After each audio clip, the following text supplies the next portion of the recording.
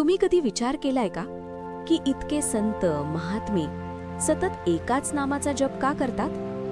राम नाम किंवा स्वामी समर्थ किंवा शिव शिव तेच नाव पुन्हा पुन्हा. काय खरंच इतकी शक्ती आहे त्या नामात?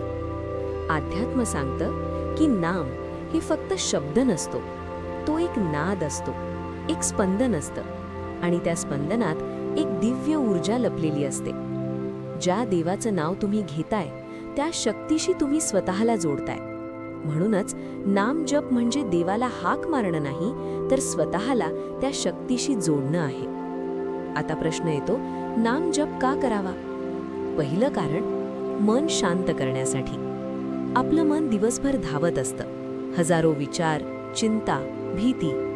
पण जेव्हा तुम्ही एकच नाम पुन्हा पुन्हा घेतात तेव्हा हळूहळू मन स्थिर व्हायला लागतं. विचार कमी होतात आणि आत शांतता निर्माण होते. दुसरं कारण, नकारात्मक ऊर्जा दूर करण्यासाठी. आपल्या आजूबाजूला आणि आपल्या आतही खूप नकारात्मक विचार असतात. नाम जप त्या सगळ्या नेगेटिव्ह एनर्जीला हळूहळू कमी करतो आणि तुमच्या आत सकारात्मकता वाढवतो. तिसरं कारण, भीती आणि ताण कमी करण्यासाठी.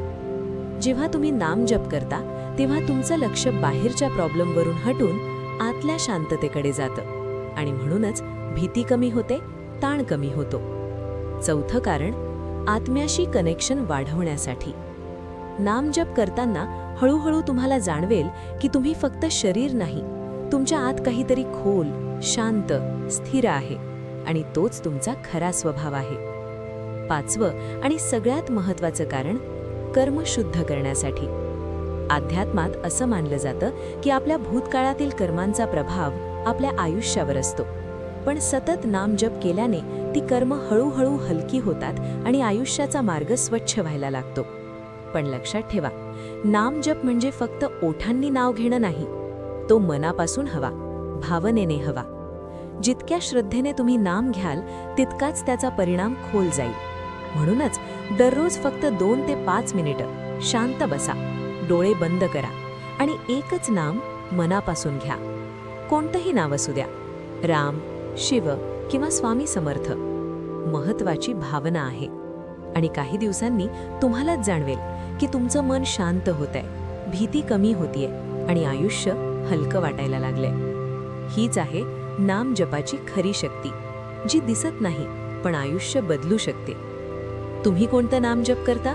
कॉमेंटमध्ये नक्की सांगा. व्हिडिओ आवडला असेल तर लाईक करा, शेअर करा आणि अशाच विषयांवरील व्हिडिओसाठी चॅनलला सबस्क्राईब करा.